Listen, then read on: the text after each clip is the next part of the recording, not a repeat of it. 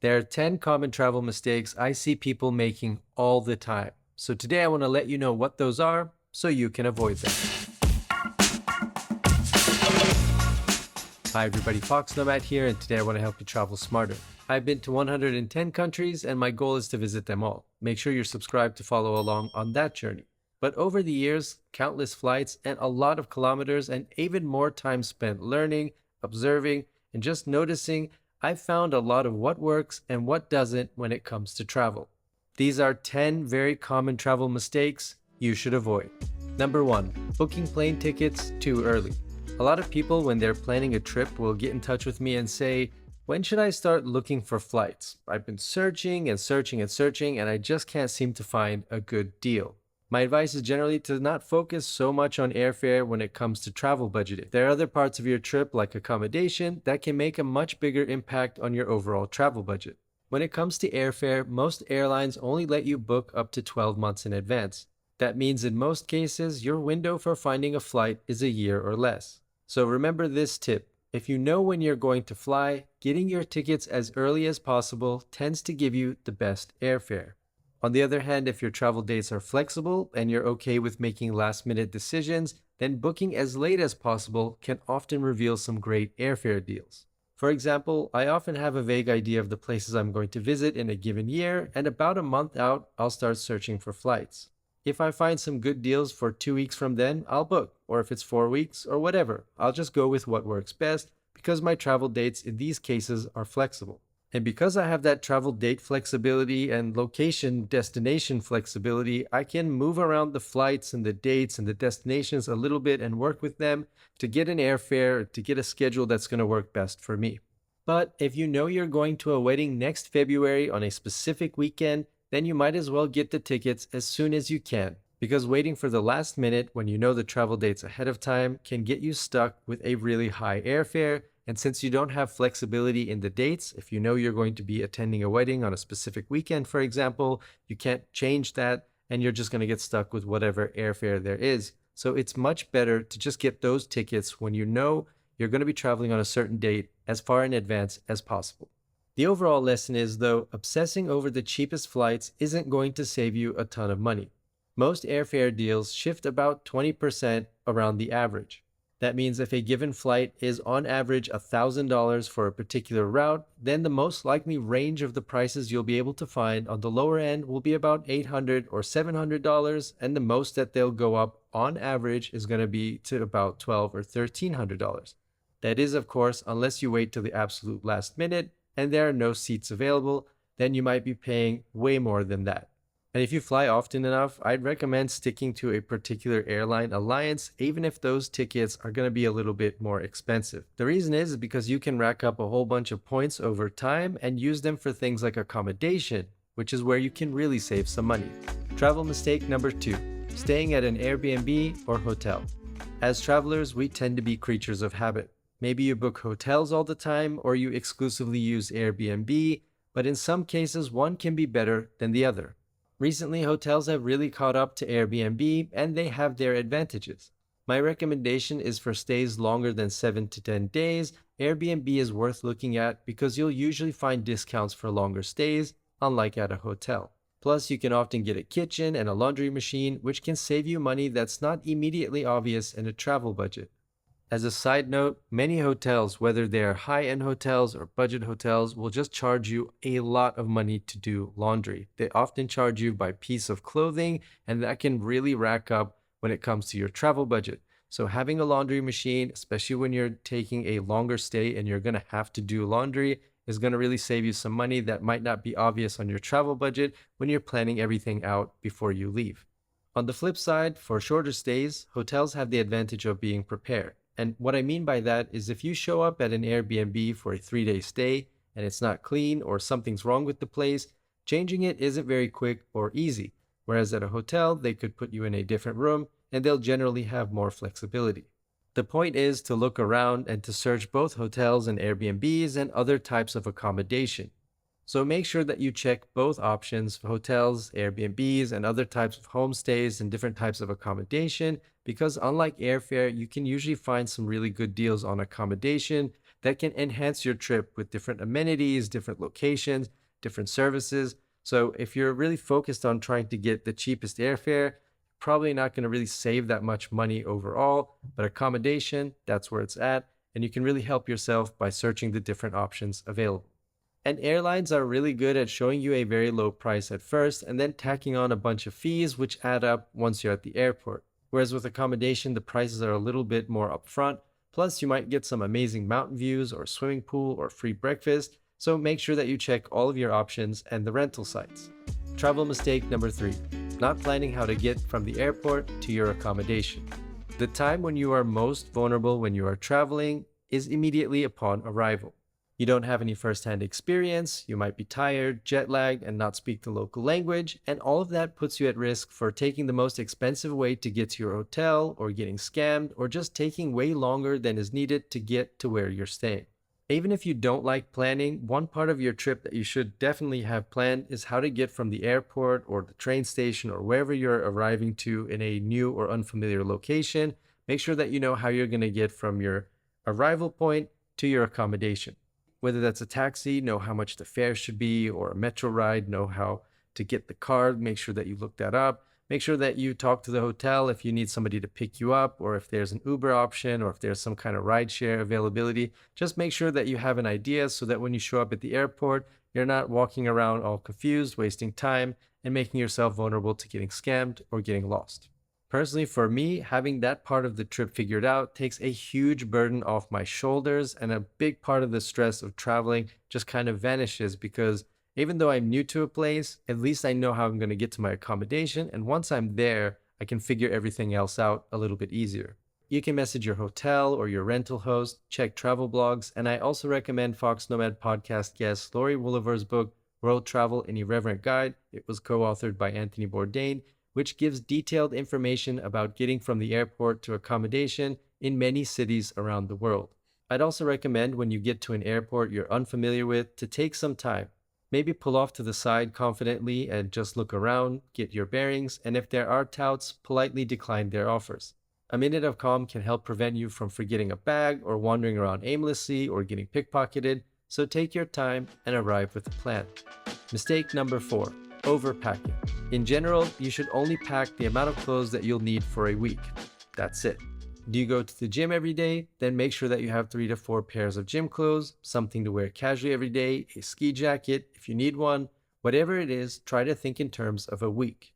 And just remember, they have clothes on sale everywhere, and toothpaste. And if you forget something, it's not the end of the world, and 95% of the time you'll be thinking, why did I bring so much stuff I didn't use, rather than, man, I forgot this or that. So remember, plan for 1 week and bring a good pair of walking shoes or running shoes if you're into that. Mistake number 5, not using miles programs. I don't travel enough to use mileage programs, to sign up for mileage programs is something I hear all the time. And then somebody takes their second flight in a year and they go, how do I get into those mileage programs? And why didn't I sign up before? Listen, no matter how much you fly, you want to sign up for a mileage program that makes sense for you. Mileage and points programs are free to sign up for, and there are lots of ways to earn points, not just from flying. I would recommend signing up to one of the 3 main Alliance programs. That's Star Alliance, oneworld, or Delta Sky Miles. That way you can pool your miles from multiple airlines into a single points program. I've written a few articles about this on my site foXnoMad.com, which I'll link to down in the description. And if you want a full video about how to maximize your miles and your points, let me know and I'll be happy to share that.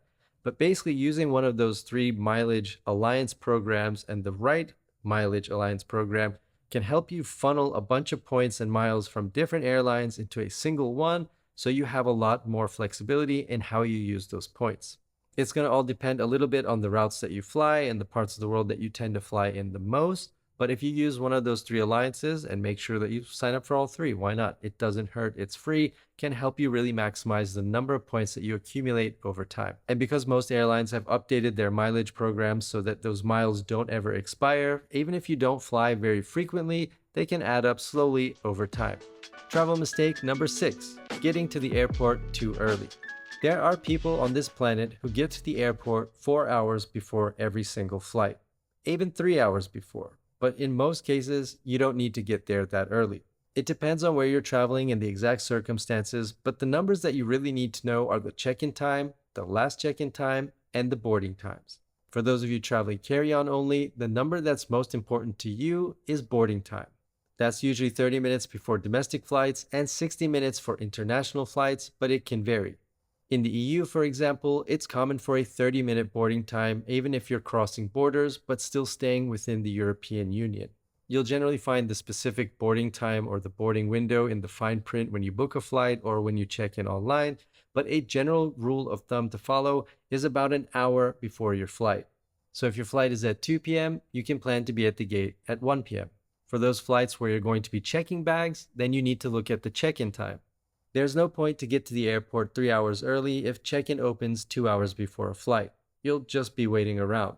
The deadline for you, if you are checking bags, is when the check-in closes. After that, you'll miss your flight because you won't be able to check in your bags. Once you've checked in your flight, you're good to go. And I see a lot of people who are, at that cutoff when the check-in is about to close, they've checked in their bags and then they go running to the gate, they rush through security and all of that stuff. But just remember, once your bag is checked into the flight, that plane is not going to leave with your bags on it if you're not on the plane. There are security reasons for this. So if you, for whatever reason, don't show up to the gate to get on your flight, but you've checked in a bag, they're going to have to then offload the bag, which is going to delay the flight. So in general, they're going to wait as long as they can. That's reasonable for you to get on that plane once you've checked in your bags.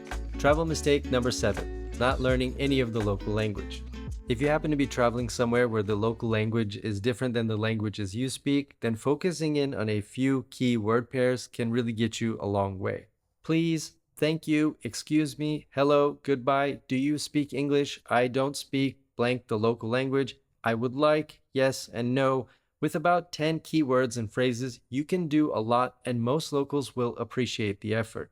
To quickly learn some of those keywords and phrases, I recommend using Pimsleur about 4 to 6 weeks before a trip. It's my go-to for language learning and it is very effective.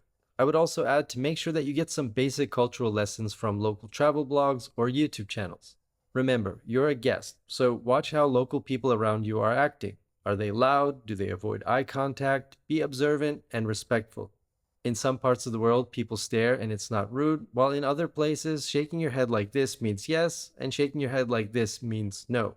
Cultural differences are fun if you know them, and frustrating if you're unprepared. I made an entire video about Pimsleur, which if you're thinking about learning a new language or learning tourist, just enough to get by for a trip that you're planning up ahead, make sure that you check out that video because it's going to really help you out and give you an idea of how Pimsleur works.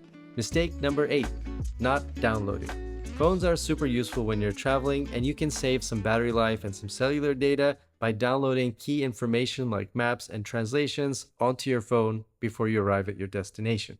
Both Apple and Google Maps let you download local maps, so even if you're offline or lose cell service, you'll have access to a map of the area and all of your pins and favorites stored there.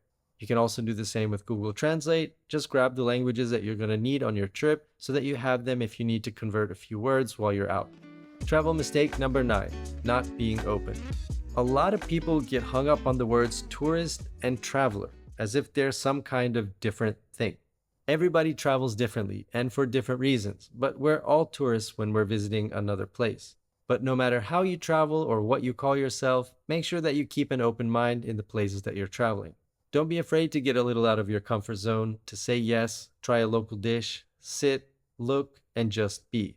I see a lot of people rushing through their trips like it's an obstacle course, but often the most memorable experiences are the unplanned ones. Try to see how others see the world rather than resisting it with your own preconceptions. And as useful as these things can be, try to put them away from time to time and just observe the world around you. What I've learned from traveling as much as I have is that people are what you remember the most from your travels. The people that you travel with and the new ones that you meet in the different places that you visit. I've been to the pyramids in Giza, Taj Mahal, Colosseum, Tiger's Nest, and other great wonders and touristic sites.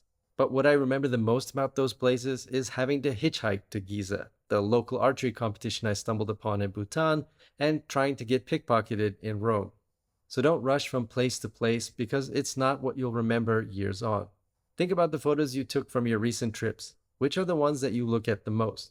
The ones with just architecture in them or landscapes, or the ones that have people in them, like you and me. So on your next trip, even if you take the most professional, the best photo of a sunset ever with the most expensive camera, the best color grading, perfect composition, it's not the photo when you're showing your friends scrolling through your phone or scrolling through an album that they're going to look at the most. They're going to focus on the ones with you in it. They're going to focus on the pictures with other people in it, with your friends and your family. And years down the line, when you're looking back at your photos from a trip, those are the photos that you're going to look at the most. I'm not saying don't take sunset photos or landscape photos or architecture photos. Take photos of whatever you like. But bonus tip number 10, you don't need to take a million photos every single thing. If you keep taking a ton of photos of the exact same thing, it's just more deleting that you have to do later. So be selective with the photos that you take, and remember to focus on people and include yourself in some of those photos as well. These are some of the 10 common travel mistakes that I see people making all the time, but I'm curious, what are some travel mistakes you see people making all the time, and what do you think of this list? Let me know down in the comments below, and while you're down there, hit the like and subscribe buttons. I'll have new videos for you every week, and I'll see you in the next video.